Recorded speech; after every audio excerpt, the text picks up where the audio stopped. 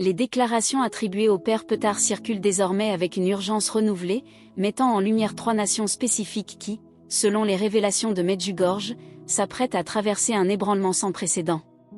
Loin de relever de la métaphore, ces avertissements désignent des événements réels qui s'accompliront à un moment précis pour modifier définitivement le cours de l'histoire humaine.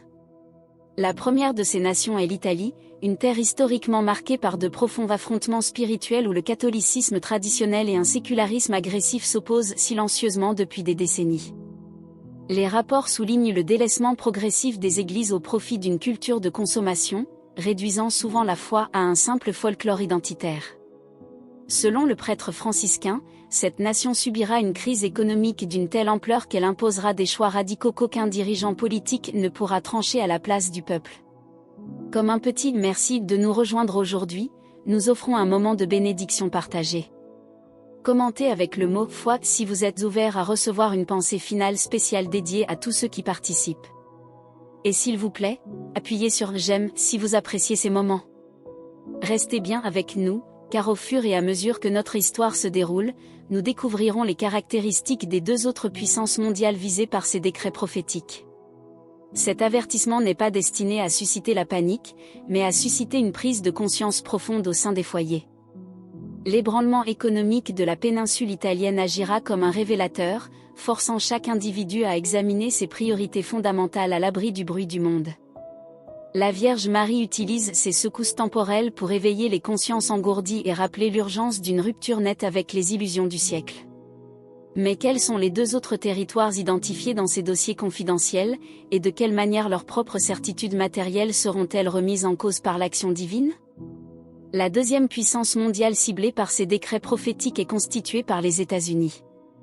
Cette nation, forte de sa suprématie militaire, de son hégémonie économique et de son influence globale, s'est bâtie sur la conviction profonde que la volonté humaine peut tout contrôler et que l'homme est le seul maître de son destin. C'est précisément au cœur de cette assurance matérielle que l'ébranlement frappera avec la plus grande vigueur, non pas comme un châtiment destructeur, mais comme une main maternelle qui frappe fermement à la porte d'une demeure où l'on est devenu sourd aux appels les plus discrets. Le 3e pays désigné est le Brésil, une terre caractérisée par une foi chrétienne omniprésente en surface, mais rongée en profondeur par une distance spirituelle grandissante. Si les images pieuses ornent les murs des maisons et que les processions mobilisent les foules, les choix quotidiens et le traitement réservé aux membres les plus fragiles de la société révèlent que la dévotion s'y est progressivement transformée en une simple décoration culturelle. Cette nation subira une secousse majeure destinée à briser ce confort superficiel, exigeant des croyants une foi vivante qui dépasse les simples apparences. L'Écriture sainte dénonce avec une clarté limpide cette tendance humaine à s'appuyer sur les richesses et la puissance éphémère plutôt que sur les décrets divins.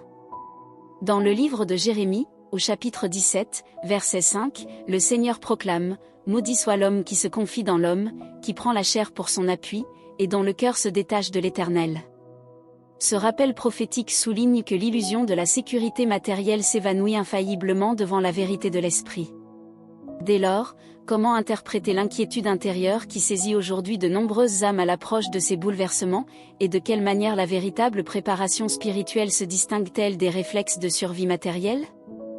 L'inquiétude intérieure qui saisit aujourd'hui de nombreuses âmes ne doit pas être confondue avec de l'anxiété, mais comprise comme une saine perception spirituelle. Le père Petard rappelle que les secrets ne sont pas révélés par la reine de la paix pour semer la terreur, mais pour que ses enfants soient prêts.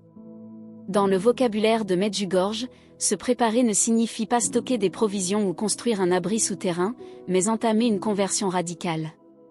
Cela exige de regarder sa propre existence avec une honnêteté rigoureuse et d'identifier ce qui doit être changé. Bien que cette démarche paraisse simple, elle demande un immense courage, car la plupart des hommes préfèrent fuir la vérité plutôt que d'attendre la réponse de leur conscience. Le ciel déploie ainsi une patience maternelle extraordinaire, répétant inlassablement les mêmes appels au jeûne, à la prière et à la réconciliation depuis des décennies. Entendre un message et laisser sa vie en être transformée sont 2 réalités distinctes, et le chemin qui les sépare est souvent long. Le prêtre franciscain confie que, lors de ses entretiens avec la vidante Myriana, c'est la tendresse infinie de la Vierge Marie qui l'a le plus marqué.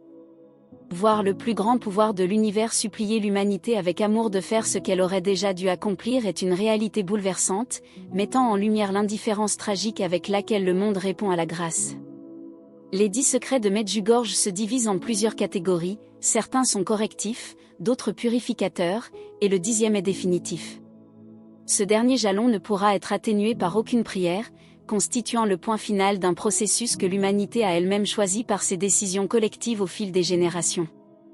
Dès lors, comment l'image du retrait de l'océan permet-elle de comprendre la période précieuse que nous traversons actuellement, et quels sont les actes précis à poser pour ne pas être emporté lorsque le flot reviendra ? L'image de l'océan qui se retire sur la plage illustre avec une clarté saisissante la période de sursis que l'humanité traverse actuellement. Celui qui ignore les lois de la nature contemple ce spectacle avec curiosité et admiration, tandis que celui qui en connaît la signification s'enfuit immédiatement vers les hauteurs. Les secrets de Medjugorje correspondent précisément à ce retrait des eaux, les signes précurseurs sont là, et les âmes averties savent qu'il ne faut pas rester immobile à observer le paysage. Nous vivons le temps précieux du choix libre, un intervalle où il est encore possible de se tourner vers Dieu par amour et non par la contrainte de la nécessité. Le premier acte de cette préparation consiste à restaurer une authentique vie de prière, non comme une corvée religieuse, mais comme une conversation vivante avec le Créateur. Le chapelet est présenté dans les messages comme l'arme spirituelle la plus puissante de notre époque, car il est une méditation profonde sur les mystères du Christ et recrée dans le cœur l'espace intérieur que la modernité s'efforce d'étouffer. Si cette urgence de la prière transforme aujourd'hui votre regard sur l'avenir et que vous choisissez de marcher sous la protection céleste, inscrivez « Amen » dans les commentaires ci-dessous. Le second pilier est le recours au sacrement de la réconciliation. Le Père Petard décrit la confession comme la porte que la Vierge Marie insiste le plus à ouvrir, car le poids de la culpabilité dissimulée est le plus grand obstacle à la paix de l'âme. Les blessures du passé et les rancunes tenaces constituent de véritables zones de vulnérabilité spirituelle qu'il convient de guérir sans tarder, car la miséricorde divine ne connaît pas de date de péremption. Cette démarche de purification est au cœur même du message évangélique. Dans l'Évangile selon saint Luc, au chapitre 13, verset 3, le Christ déclare avec force « Si vous ne vous repentez, vous périrez tous également ». Ce rappel solennel souligne que le repentir n'est pas une option, mais une condition indispensable pour préserver la vie de l'âme. Comment dès lors le jeûne corporel et la recherche de la paix domestique permettent-ils de fortifier notre esprit face au bruit du monde contemporain ? Le troisième pilier de la préparation spirituelle enseignée à Medjugorje est le jeûne, une pratique ancienne que le monde contemporain a largement délaissée ou détournée à des fins de santé et d'esthétique. Le ciel demande de jeûner les mercredis et vendredis au pain et à l'eau. Cet acte de privation volontaire n'est pas une punition corporelle, mais un exercice d'humilité physique qui brise la tyrannie des désirs immédiats et crée un espace de réceptivité pour l'esprit. En mortifiant les appétits de la chair, le croyant fortifie sa volonté et s'unit plus profondément aux souffrances du Christ, acquérant une clarté intérieure indispensable pour discerner les signes des temps. Le quatrième pilier consiste à restaurer la paix avec son entourage, en particulier au sein de la cellule familiale. Les messages de la Reine de la Paix reviennent sur ce point avec une insistance qui bouscule nos amertumes. Il ne peut y avoir de paix dans le monde tant qu'il n'y a pas de paix dans les foyers, et il ne peut y avoir de paix dans les foyers tant qu'elle ne règne pas dans le cœur de chaque individu. Le refus de pardonner, les rancunes durables entre parents, enfants ou frères et sœurs constituent des forteresses d'orgueil qui bloquent l'action de la grâce et affaiblissent notre protection spirituelle. Le Père Petard souligne que lorsque les grands ébranlements deviendront visibles, les hommes porteront un regard d'une lucidité douloureuse sur les occasions manquées d'adoucir leur cœur et de dissiper les malentendus. Ceux qui auront préféré l'orgueil à la réconciliation ressentiront alors un regret immense. C'est pourquoi la conversion concrète commence là où les relations humaines sont les plus difficiles, et non dans l'abstraction de prières purement formelles. Comment dès lors décoder les secousses institutionnelles et les fragilités des alliances mondiales que le prêtre franciscain décrit comme les signes avant-coureurs de la séquence des secrets ? Les secousses institutionnelles et la fragilisation des alliances internationales que nous observons aujourd'hui constituent, selon le Père Petard, les indicateurs précis de notre entrée dans la séquence des secrets. Lorsque les structures qui semblaient les plus inébranlables se mettent à vaciller et que les repères économiques ou politiques s'estompent, le croyant ne doit pas céder au désespoir, mais exercer son discernement. Cet ébranlement mondial n'est pas conçu pour détruire, mais pour imposer un silence au milieu du tumulte de la vie moderne, forçant chaque être humain à se confronter aux questions essentielles qu'il a passé des décennies à fuir. Dans ce silence forcé, la différence entre l'âme qui a cultivé sa vie intérieure et celle qui s'est abandonnée aux illusions du siècle sera flagrante. Les personnes ancrées dans la prière et la vie sacramentelle ne basculeront pas dans la panique, elles deviendront des présences stabilisatrices et des instruments de paix au milieu du chaos. Le ciel ne promet pas une immunité physique ou une exemption des difficultés matérielles, mais la certitude absolue d'une présence divine indéfectible pour traverser l'épreuve. Pour les âmes mûres, qui ont déjà éprouvé la fidélité de Dieu au cours des crises passées de leur existence, cette réalité n'a rien d'abstrait. C'est avec une sérénité déconcertante que le Père Petar porte la responsabilité de ces révélations, une paix qui découle de sa certitude que l'amour de la Vierge Marie pour le présent l'emporte sur la gravité de l'avenir.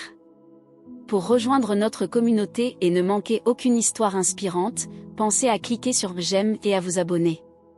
Cette sollicitude maternelle s'exprime avec une force particulière à travers la durée exceptionnelle des apparitions, qui constitue en soi le plus grand signe de miséricorde accordé à notre génération.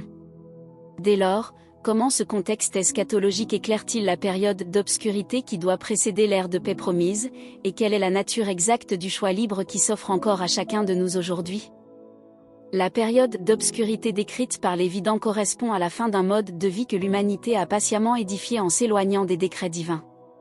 Cet ébranlement des systèmes humains, qui ont placé la puissance matérielle au centre et rejeté le Créateur à la marge, n'est pas le point final de l'histoire, mais le prélude indispensable à l'ère de paix promise par la Reine de la Paix. Dieu ne force personne, et la miséricorde divine ne supprime jamais la liberté humaine. C'est précisément cette combinaison entre la liberté d'action et l'imminence des secrets qui confère à notre époque une gravité et une délicatesse spirituelle sans équivalent.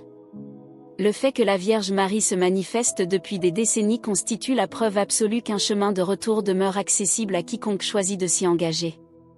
Pour franchir les premiers pas de cette transformation, il convient de saisir son chapelet, de retrouver le chemin du confessionnal pour y déposer ses fardeaux, et de restaurer les liens d'affection brisés au sein de notre entourage. En réduisant le volume du monde pour cultiver le silence intérieur, l'âme se rend enfin disponible à la présence de Dieu, découvrant la paix véritable que les événements extérieurs ne peuvent ni donner ni ravir. Alors que nous concluons sur ce choix crucial et cette transformation à opérer, nous vous invitons à déclarer votre foi. Commentez « Jésus est roi » ci-dessous pour affirmer cette vérité avec nous. Et votre parcours ne doit pas s'arrêter ici. Cliquez sur la vidéo qui apparaît maintenant sur votre écran pour un autre message puissant que nous avons préparé pour vous.